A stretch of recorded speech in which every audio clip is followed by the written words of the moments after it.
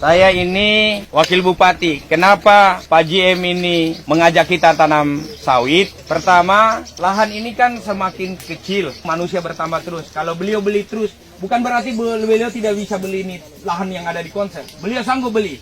Hanya beliau berpikir, diskusi dengan Pak Bupati dan pemerintah daerah, kalau beliau beli terus, kasihan nanti rakyat. Yang pertama. Yang kedua, beliau berpikir kita plasma mandiri. Beliau yang kasih bibit, kita yang tanam. Nah, nanti polanya ada aturannya mainnya. Insya Allah, kalau Bapak Ibu sekalian sejahtera, bagus ekonominya, ya ini Pak Bapaknya Rizka tadi ini sudah mulai. Ini bukan kebunnya Merbau, sudah bisa bikin testimoni. Dan rata-rata keluarga kan sudah lihat hasilnya. Kenapa sekarang orang ribut tanam sawit? Karena apa? Ini politik perkebunan. Karena kalau orang tanam sawit, 1 hektar sawit, 2 hektar sawah, kalah 2 hektar sawah. Saya minta maaf, saya ini punya kebun sawah. Kebun dan punya sawah. Hanya satu yang sekarang saya menyesalkan sama Pak JM. Sejak tahun periode pertama saya di Kabupaten, 2012, beliau ajak saya tanam sawit. Tapi saya belum pernah tergerak hatiku. Nanti 2 tahun yang lalu baru saya mulai nanam. Artinya saya tidak mengajak Bapak Ibu sekalian, tapi saya juga menanam sendiri. Beliau mentornya saya. Oleh karena itu, sampaikan sama semua keluarga, daripada tanah kita hutan, lebih bagus kita siapkan untuk menanam. Nanti berurusan dengan Pak JM, PT Merbau. Merbau yang kasih bibit kita yang tanam. Yang ketiga, insya Allah, kalau ekonominya kita bagus, insya Allah sawit ini per 2 minggu panen. Bayangkan Bapaknya Rizka saja ini sudah naik per 2 minggu 2 ton ya? Iya, per 4 musim. Ya. Taruhlah ya 2 ton lah. 1 hektar. Berarti per 2 minggu dia sudah dapat 5 juta. Harga sekarang taruhlah 2.500. Sekarang 2.800, iya sekitar hampir 28,5. 2.500 saja, enggak usah kita ambil terlalu tinggi. 5 juta per 2 minggu, Bos. 10 juta 1 bulan. Taruhlah enggak usah salah 10 juta. 5 juta saja bersih. 5 juta itu 1 hektar. Kalau Bapak menanam taruhlah 2-3 hektar, berapa umur, Pak? 61. Berapa umur? Wong Jawa. Jawa nanti? Kolono. Nah, sudah berapa hektar? Baru sedikit. Kalau 3, sampean bisa menikah lagi. Artinya, insya Allah, minta maaf Bapak Ibu sekalian. Saya ini biar Pak Jem ngomong. Kalau Pak Jem yang ngomong kan subjektif nanti, karena dia orang perusahaan. Saya ini pernah berjalan dari Medan sampai ke Riau. Itu kebun sawit. Sampai orang di sana lebih baik, tidak ada lagi sawah. Karena apa? Sawit ini bisa menghidupi mereka punya anak-anak sekolah. Oleh karena itu, mari kita ajak semua keluarga, saudara-saudara kita, daripada hutan, belakang rumah kita dijadikan hutan, lebih baik tanam sawit. Bayangkan kalau di belakang rumah saja ada pokok sawit kita main 50 pohon, itu uang belanja hari-hari, minimal uang beli ikan udah tertutupi, ibu-ibu. Daripada ngurumpi cari kutu tiap hari.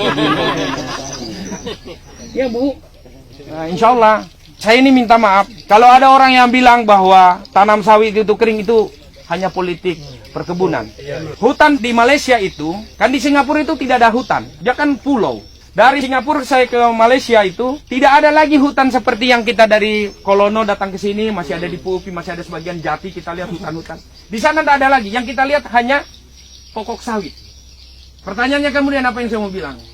Suplai air yang ada di Singapura, dari mana dia datangkan air? Dari Malaysia. Kalau orang bilang tanam sawit kekeringan, sini kita uji di beberapa tempat.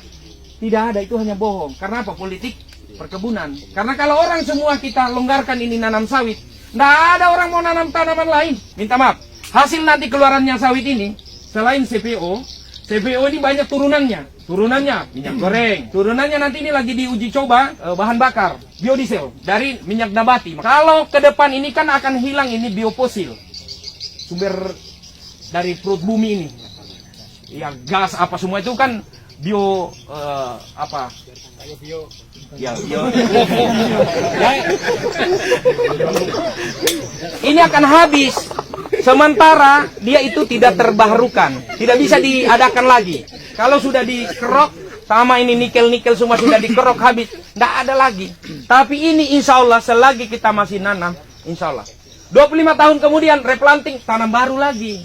Makanya Pak Le umurnya 61 masih mau awet muda, kawin lagi.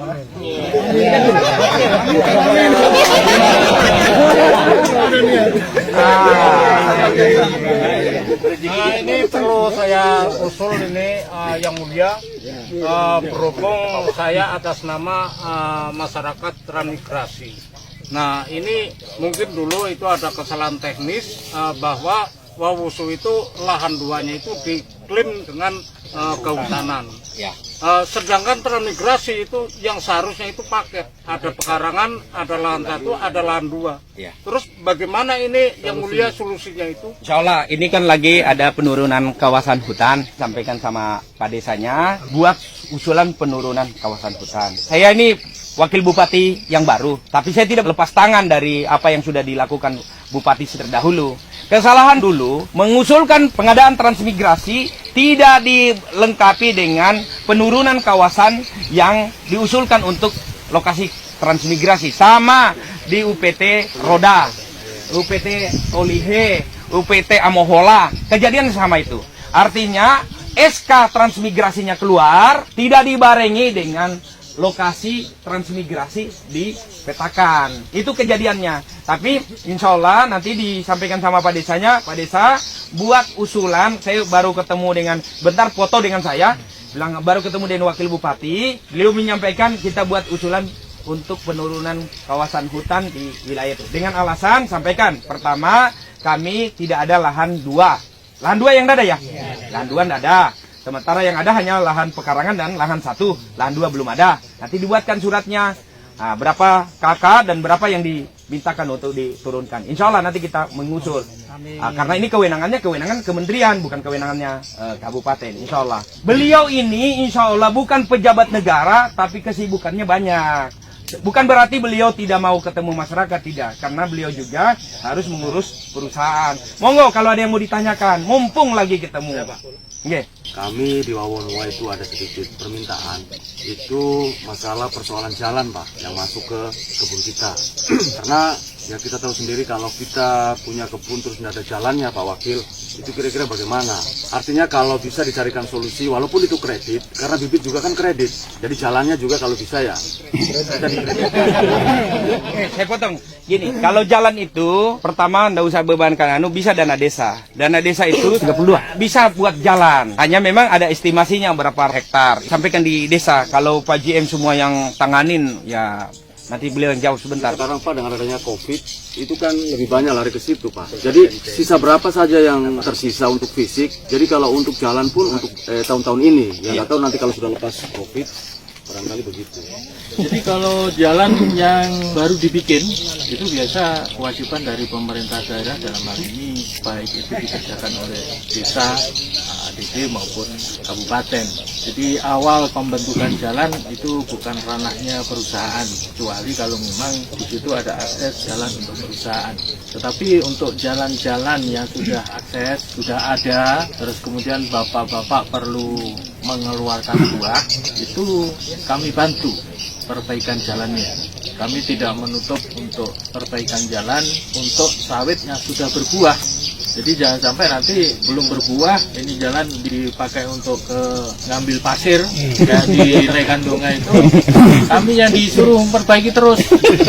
Sudah bagus orang ngelasir pasir. Jadi kasihan, nanti kami harusnya bisa siapkan biaya-biaya lain untuk CSR masyarakat, tapi terpakai untuk pengusaha-pengusaha lain yang sifatnya tidak penting bagi masyarakat, hanya kepentingan sekelompok orang yang itu dimanfaatkan. Sekali lagi, kalau untuk pembuatan jalan baru itu bukan ranah kami, tetapi kami siap bantu lah, siap bantu seumpama perlu alat, perlu apa, itu kami siap bantu. Tetapi prosedurnya itu lewat pemerintah desa dalam hal ini. Ada tersurat Pak. Jangan lisan-lisan saja nanti saya yang kena.